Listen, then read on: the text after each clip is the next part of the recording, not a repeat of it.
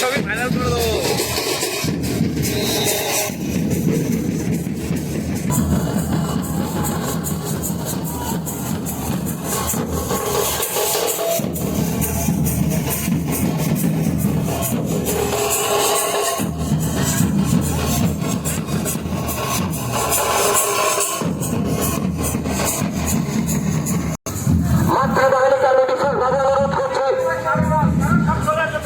মাতৃবাহিনীকে আমি বিশেষভাবে অনুরোধ করছি, ভগবান শ্রীরামচন্দ্রের পিছনে দুটি লাইনে সুসজ্জিত করুন।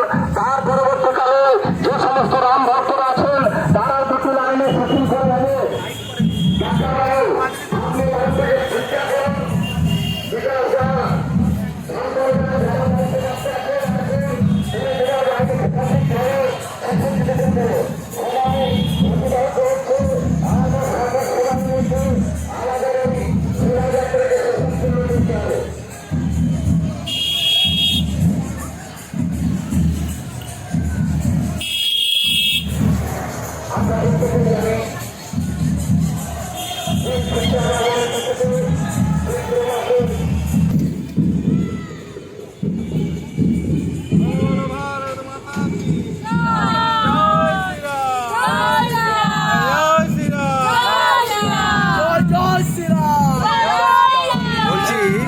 আজকে কর্মসূচিটা কি?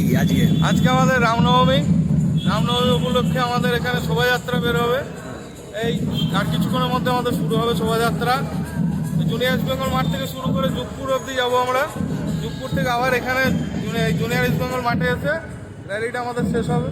এই আমাদের এটা কি কোনো বিজেপির দলীয় ব্যাপার নাকি সর্বধর্ম সমন্বয়? না, একদম না। এটা তো আমাদের হিন্দু ধর্মের, এখানে বিজেপি কোনো কালারই নেই।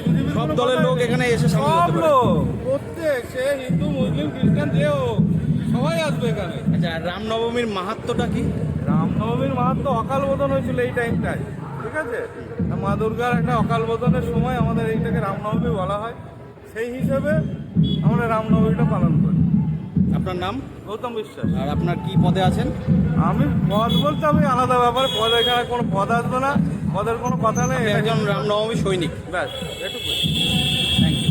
ম্যাডাম, আপনি যদি কিছু বলেন রামনবমী সম্পর্কে আজকে সংক্ষেপে।